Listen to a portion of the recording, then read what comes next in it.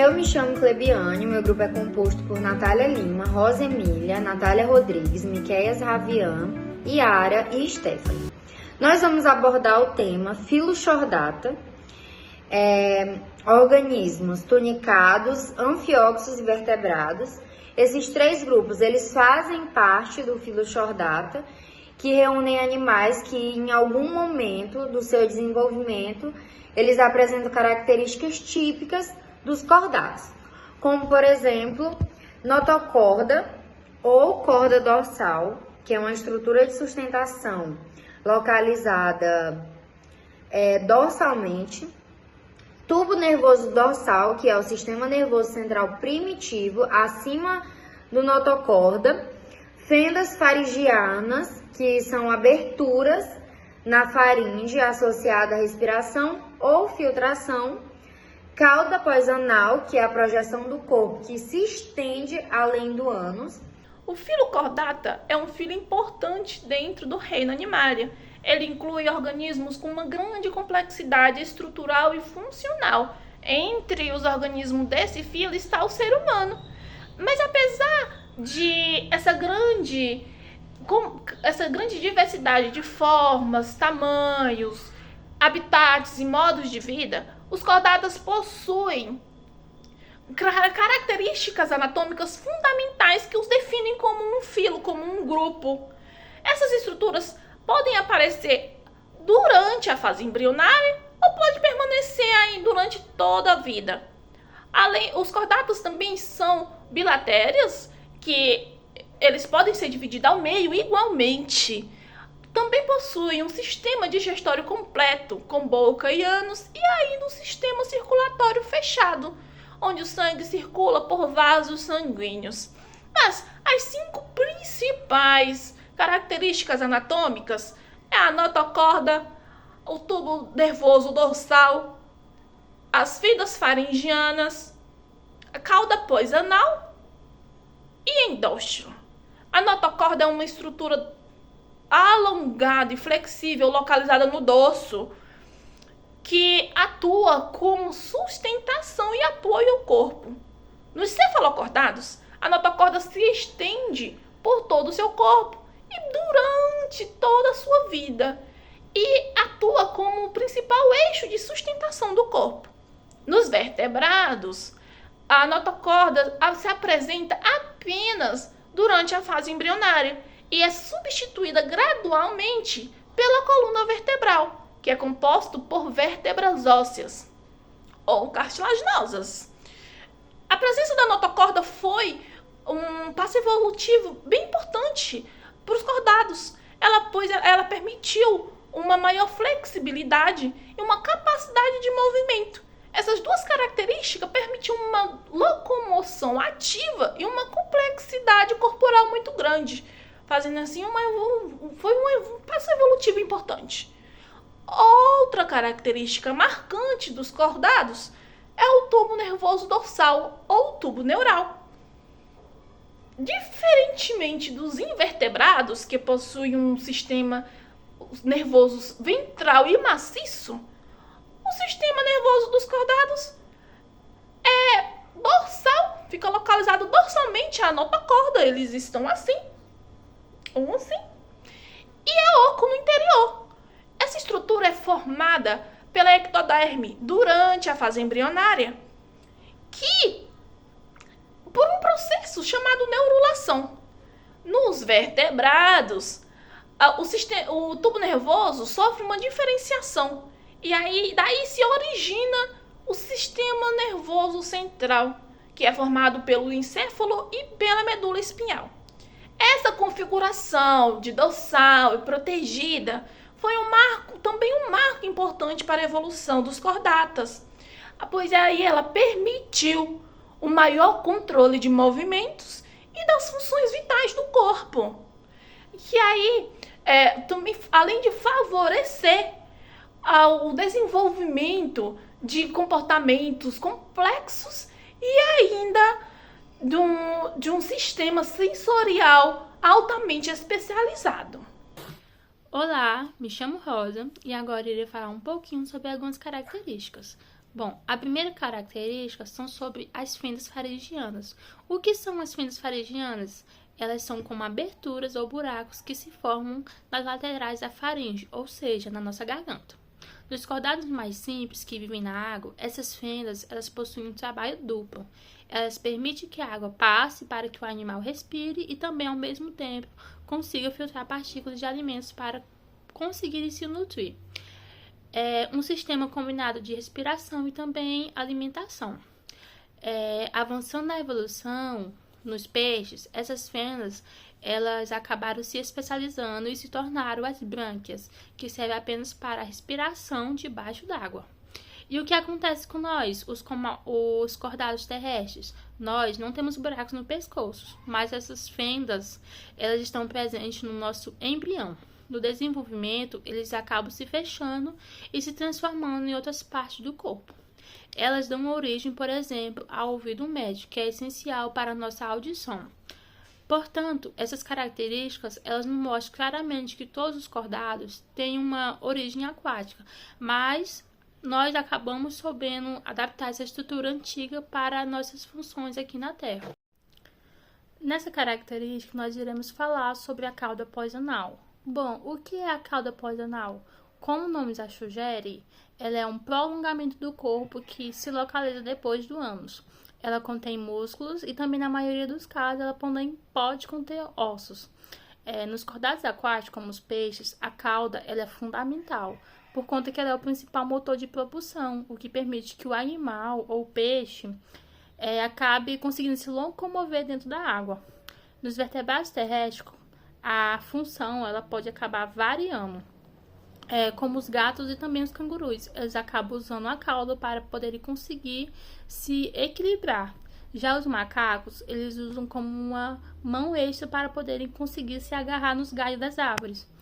E já os cães, eles usam muito também para a comunicação, ou seja, o cão ele consegue se comunicar ali com seus donos através do rabo dele. E em nós, humanos, e também em outros primatas, o que acontece? Bom, a cauda, nesse caso, ela pode aparecer apenas durante a fase embrionária, ou seja, ela regride antes do nascimento. O que sobra em nós é apenas um pequeno osso no final da coluna, que é chamado de cóccix. O cóccix, ele é literalmente o vestígio da nossa cauda ancestral.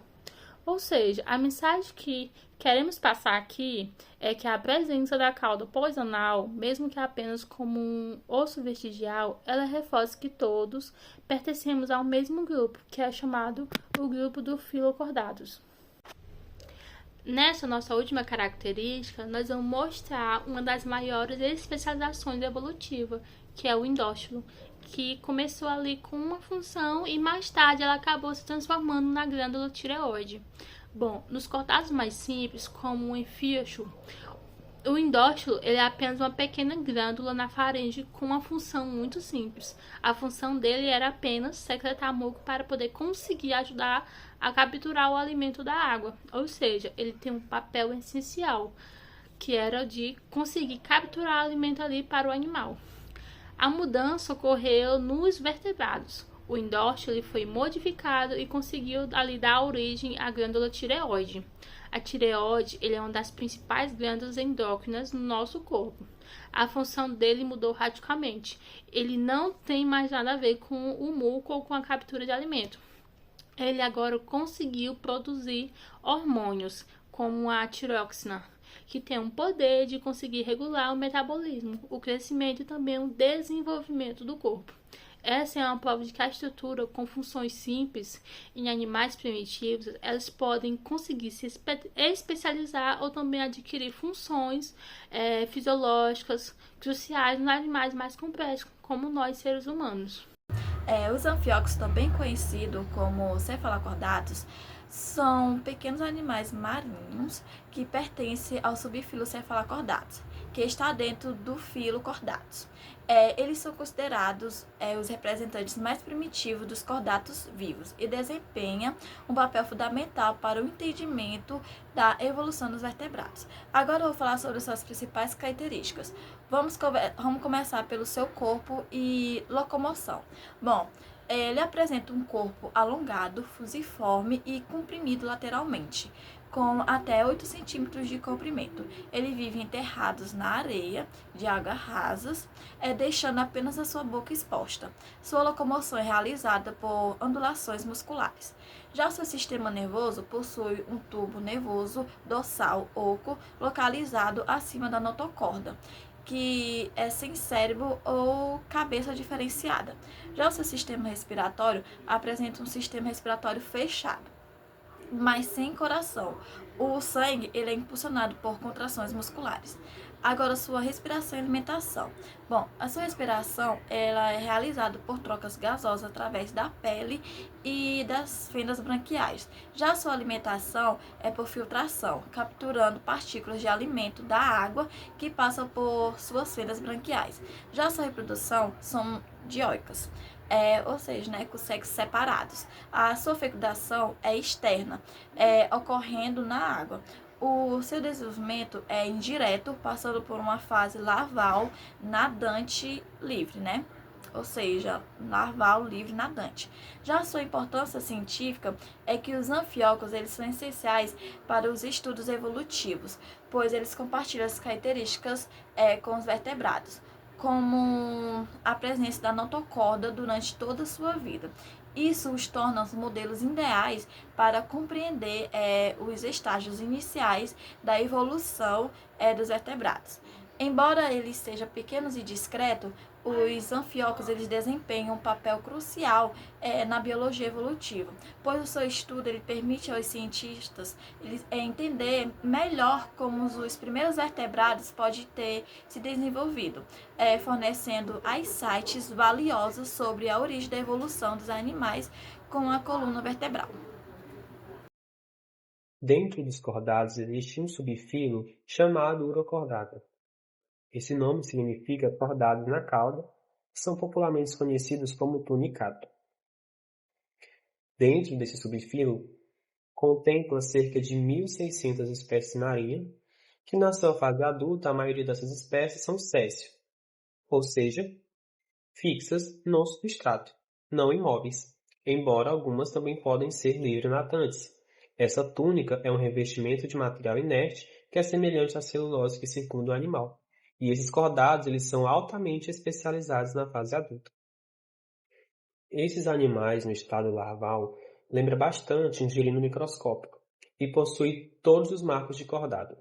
A notocorda, o cordão nervoso dorsal, fendas faríngeas e a cauda propulsora, sendo que a sua notocorda ela é restrita à cauda, por isso a origem do nome urocorda.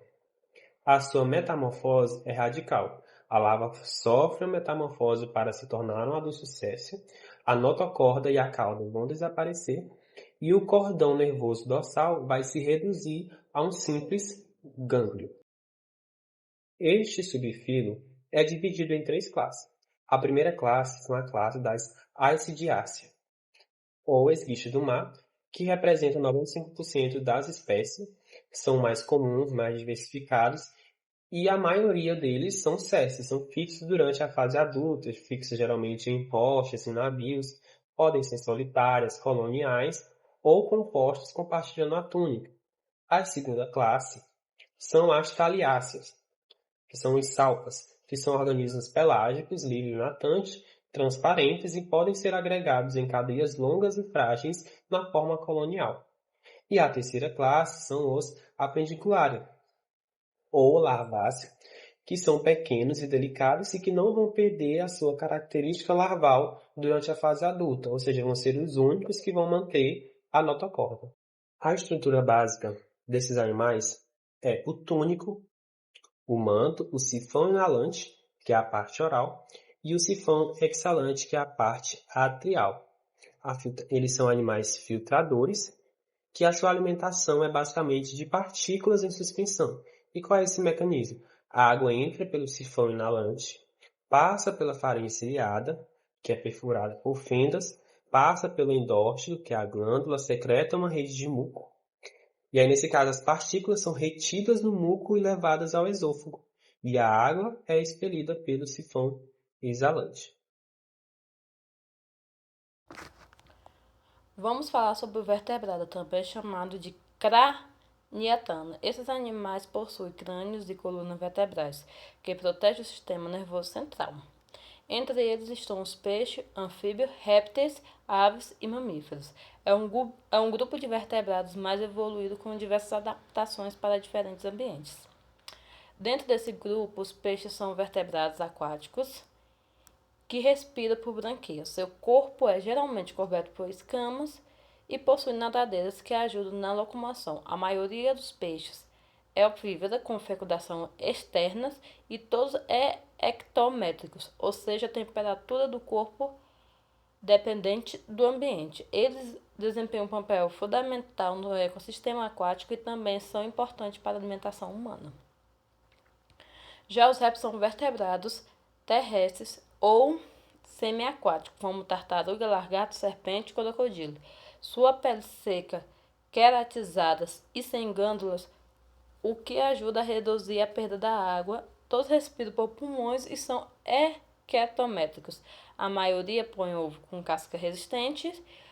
Os répteis foram os primeiros vertebrados totalmente adaptados à vida terrestre. Ocupam uma posição importante na cadeia alimentar. Se fizermos a comparação rápida, podemos ver que os peixes vivem em ambiente aquático e respiram por banhas que têm como pele escama e úmidas. Já os répteis vivem em terra ou em ambiente semiaquático, respirando por pulmões. E tem pele seca queratizada. Em relação à reprodução, os peixes geralmente fazem fecundação externa, enquanto os répteis botam ovo casca.